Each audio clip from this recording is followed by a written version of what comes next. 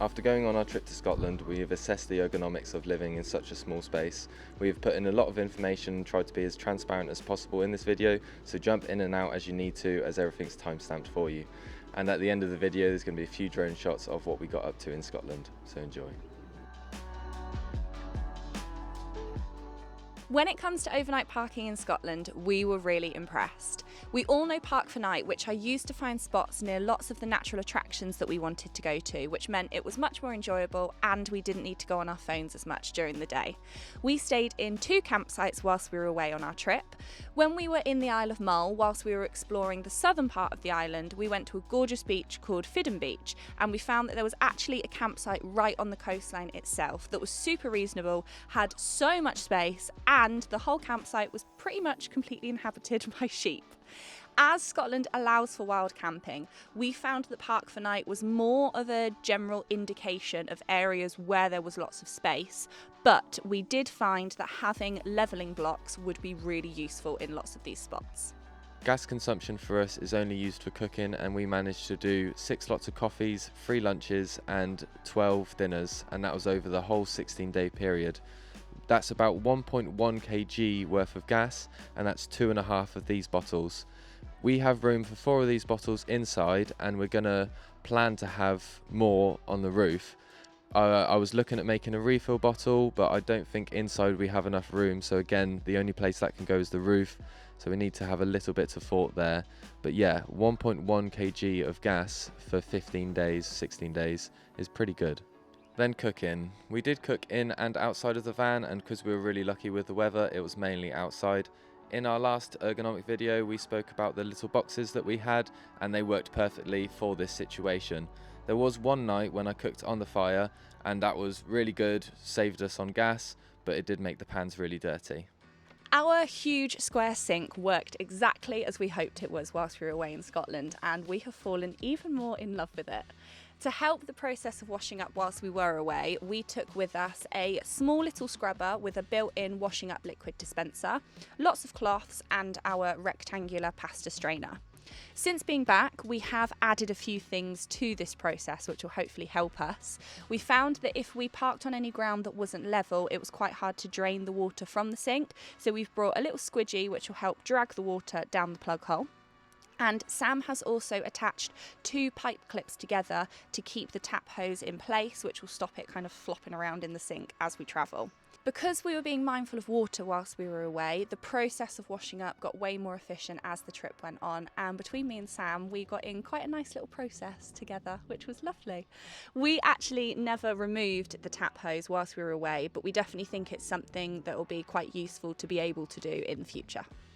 Our storage of our dry goods worked exactly as we'd hoped, but since coming back we've realised that we've got a little bit more space, so we have added 2 more containers, which now means they are filled with 1.3 litres of pasta, 2.7 litres of rice, 700ml of yellow lentils and 700ml of chickpeas, and 460ml of garlic and chillies, 920ml of our stock pots and 700ml of our coffee, 920ml of our little incense cones, and 460ml of nuts.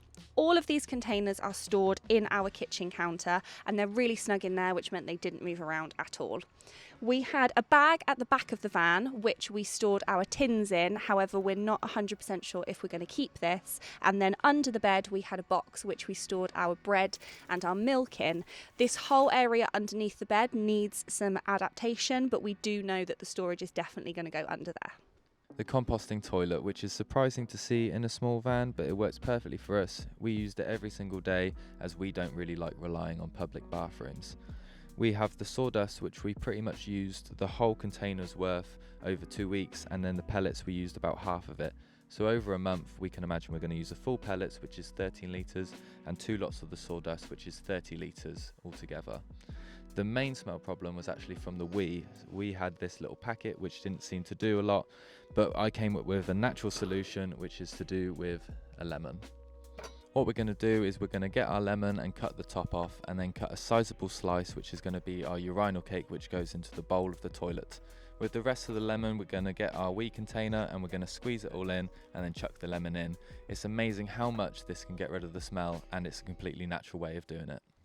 Clothes storage is obviously something that was really important to me, and I wasn't sure how much space Sam was going to allow me to have in the van, but he made 2 of these custom fit wooden boxes which slot under the bed, one which we store our jackets and jumpers in, and then the other one which is full of my clothes. I took 4 of these packing cubes, which was perfect for me, and I didn't feel like I was missing out on any clothes. I'm not going to use these exact ones when we go, as the zips are a bit naff and they're a bit old, but the measurements aren't far off of the ones I'm going to use. We also have another one of these custom boxes that is in the middle of the bed, and they all slot in really easily. They're secured with a bungee, and then we just hook it up so they're easily accessible. Sam's clothes are all stored in this Tropic Feel backpack organiser, which is perfect for him because he obviously doesn't need as many clothes as I do. But it's really easily movable, and we can just kind of throw it around the van as and when we need to for where we need it. Another reason for the Tropic Feel backpack organiser purchase is that if we ever go away on a wild camping trip, we can share it, and then it slots really easily in the Tropic Feel backpack. Whilst we were away in Scotland, we only visited a laundrette once actually on the 6th day, which was after we'd climbed Ben Nevis. So we obviously washed all of our hiking clothes and anything else we've used, and we didn't need to go again.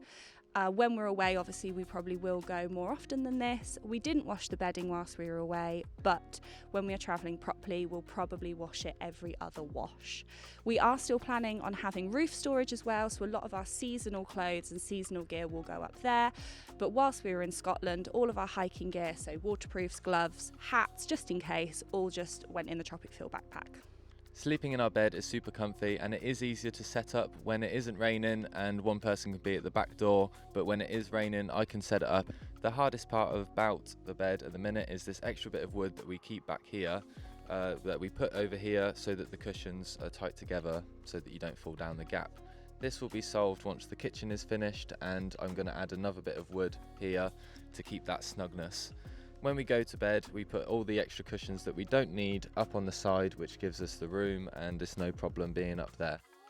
The only other thing is I started off on this side of the bed and then changed to this side. We do that quite regularly, and when I was on this side it just meant I had a little bit extra leg room as I'm like 6 foot tall. This is the sculpted cushion from the last video, which was very fun to make, and it worked for us. We didn't have loads of opportunities to use it because we were always out and about, not spending loads of time in the van, but when we did use it, when we were eating or chilling, it worked perfectly how we wanted it to, so I don't think we need to adapt it anymore.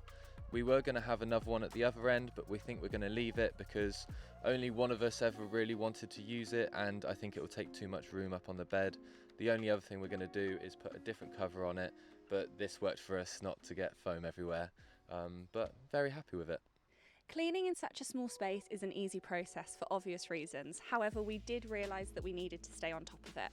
All of our cleaning products are stored in this little box which slots underneath our sink, and in there we have our tea towels, our cloths, our washing up liquid, our bin bags, our duster and dustpan and brush, our anti-bac spray, and our 2 bins, one for food and one for general waste. I did a little bit of research into the best anti-bac spray to use whilst we were away, as we wanted one that was environmentally friendly and also one that we could use on the toilet, and the best one I found was this brand called Minimal, which smells divine. Our bins are quite small, so we emptied them about every 2 to 3 days. However, we weren't really taking much notice of them, and we were just emptying them whenever we saw a bin, so they probably could last longer if we were more on it. We swept through about 3 times whilst we were away, which was fine. We could have swept through more, but we weren't kind of staying in the van much, so this was fine for us. And the only thing that we can think of to improve our cleaning process is definitely having more than 2 tea towels. Everyone loves a gadget, and Sam has gone about finding as many as possible for our little van. A lot of our bigger ones store within our middle custom box, which slots under the bed, one of these being our stools. These are really useful and they store away small and neat. The only thing we're going to do to improve these is make a little cushion to fit on the top of each one to make them extra comfy. These waterproof boxes, we have 2 of them. One stays between the 2 front seats, and that stores our walking boots, and the other one stays inside the passenger door.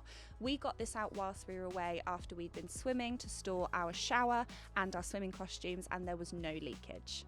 These magnetic clips were a really good purchase and they're way stronger than they look. Again, we used these a lot whilst we were away, and they just clip on the side of the van, and we use them to hang our towels, our swimming costumes and our clothes.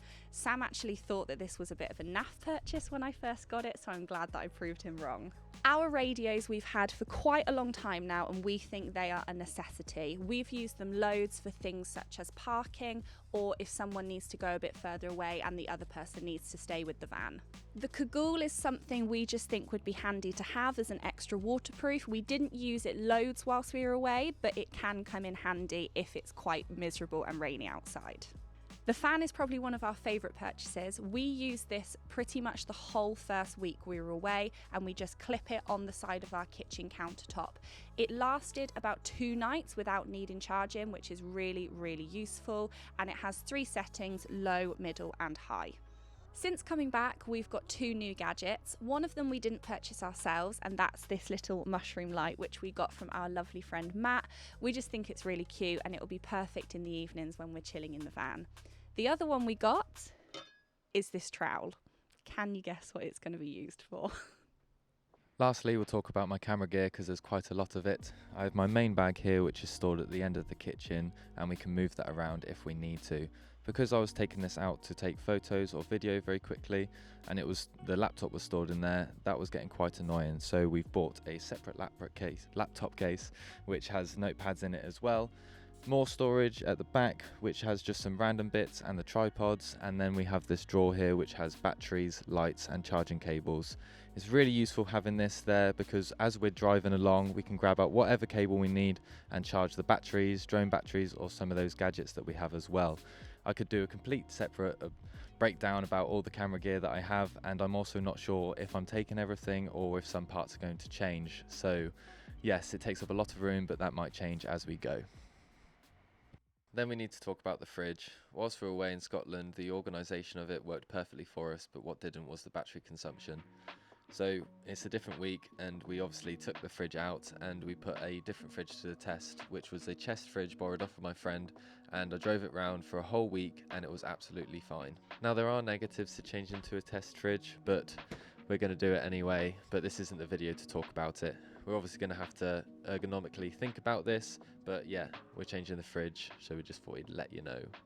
This is all to try and make the batteries last a little bit longer. Our aim is off-grid for 7 days, so hopefully we can get that. Since coming back, the only thing we've added is this other battery monitor.